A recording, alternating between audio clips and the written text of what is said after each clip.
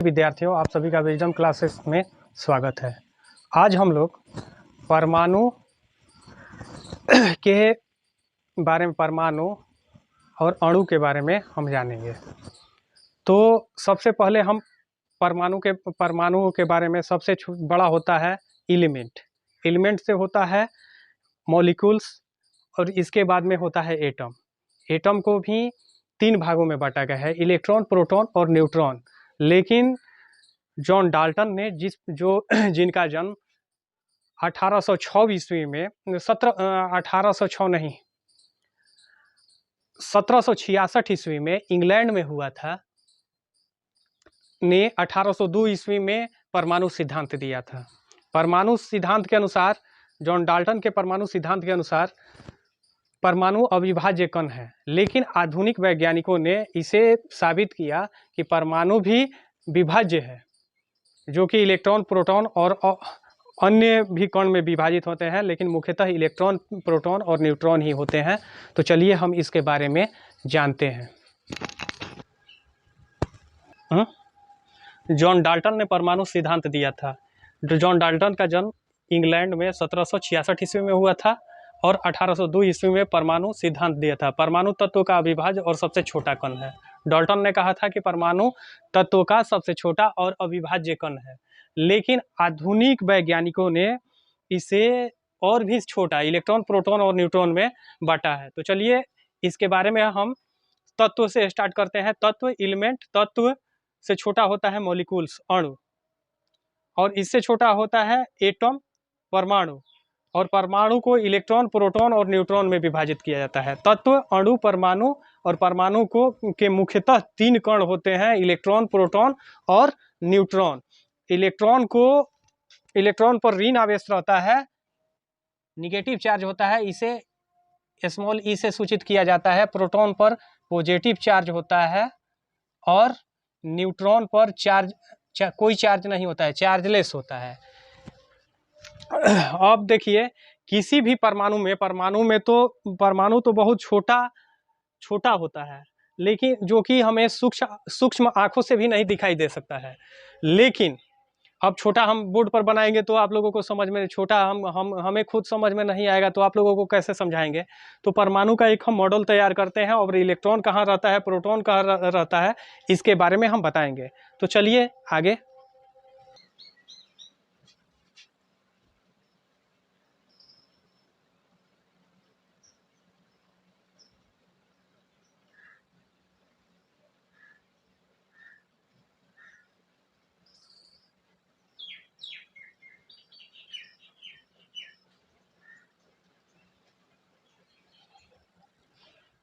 अब देखिए, ये एक परमाणु मॉडल है, परमाणु है, परमाणु। अब इसमें जो मध्य में होता है उसे न्यूक्लियस बोला जाता है, न्यूक्लियस।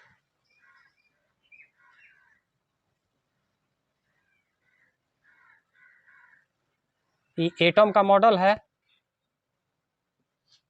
न्यूक्लियस का मतलब होता है नाभिक। इसके नाभिक में प्रोटॉन और न्यूट्रॉन रहते हैं।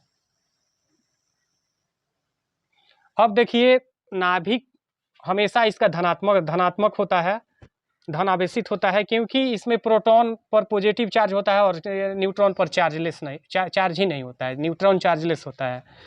और कोई भी परमाणु विद्युतः उदासीन होता है, क्योंकि इसके नाभिक में जितने प्रोटॉन होते हैं उतनी ही इलेक्ट्रॉन इसके विभिन्न कक्षाओं में चक्कर लगाते हैं। इसके विभिन्न कक्षाओं में क्या करते हैं, चक्कर लगाते हैं। तो यहाँ पे जितने भी ऑर्बिट है नाभिक के बाद में, इसे बाद में बता देंगे, इसे के बोला जाता है, इसे एल बोला जाता है, इसे एम बोला जाता है, इसे एन बोला जाता है। अब इसके लिए नंबर ऑफ सेल n बराबर 1 होता है, n बराबर 2 होता है, n बराबर 3, n बराबर 4। आगे के क्लास में हम बताएंगे। लेकिन अब देखिए, इसमें प्रोटॉन और न्यूट्रॉन की संख्या को क्या बोला जाता है, द्रव्यमान संख्या। प्रोटॉन और न्यूट्रॉन की संख्या को क्या बोला जाता है, द्रव्यमान संख्या, एटॉमिक मास नंबर, इसे मास नंबर। अब देखिए किसी भी परमाणु में परमाणुओं की प्रोटॉन की संख्या प्रोटॉन की संख्या बराबर इलेक्ट्रॉन की संख्या, इलेक्ट्रॉन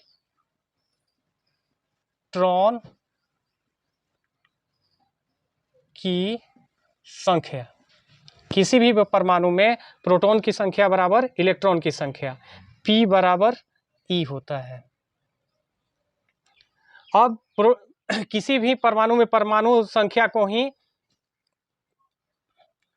इसे, अब इलेक्ट्रॉन, अब परमाणु क्रमांक किसे बोलते हैं? परमाणु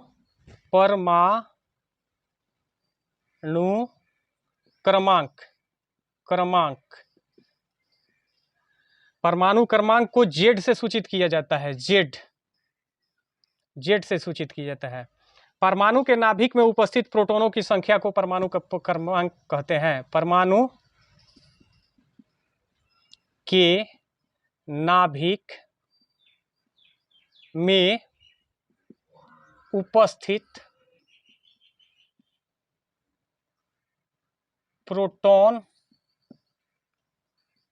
की कुल संख्या को परमाणु क्रमांक कहते हैं। इसे Z से सूचित किया जाता है, से सूचित किया जाता है। तीसरा होता है द्रव्यमान संख्या।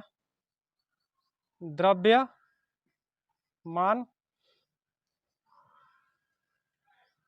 संख्या, तीसरा होता है द्रव्यमान संख्या। इसे एटॉमिक नंबर भी बोला जाता है। Atomic number, NUMBR, atomic number. इसे मास नंबर भी बोला जाता है, मास नंबर।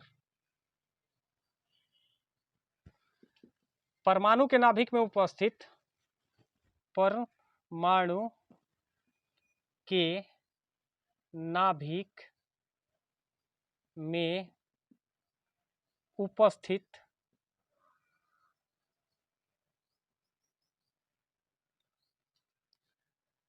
प्रोटॉन और न्यूट्रॉन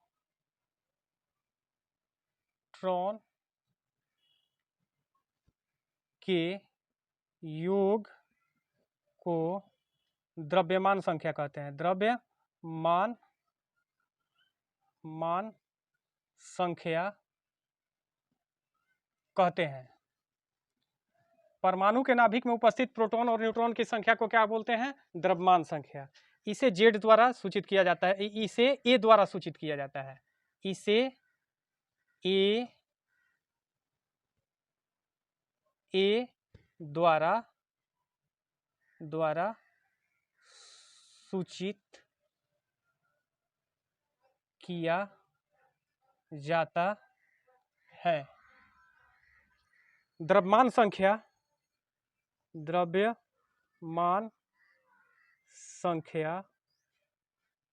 बराबर प्रोटॉन की संख्या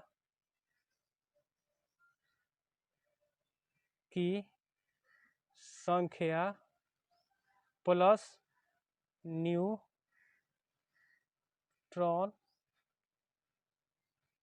की संख्या। अब A बराबर होता है, दैट सिंप्लाई करके लिख देते हैं। A बराबर, यहाँ पे भी लिख देते हैं, Z बराबर होता है P, इसे याद रखिएगा। अब बराबर E, क्योंकि किसी भी परमाणु में इलेक्ट्रॉन की संख्या भी बराबर होती है। A equal to P plus N होता है।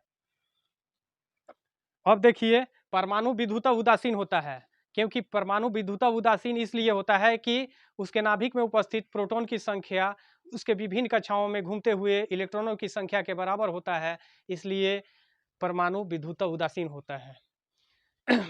अब इसके आगे नेक्स्ट हम लोग एटॉमिक इलेक्ट्रॉनिक कॉन्फ़िगरेशन के बारे में जानेंगे। प्रत्येक के सेल में कितने इलेक्ट्रॉन होते हैं, इलेक्ट्रॉनों की संख्या किस सूत्र द्वारा निकाला जाता है, इसके बारे में अगले वीडियो में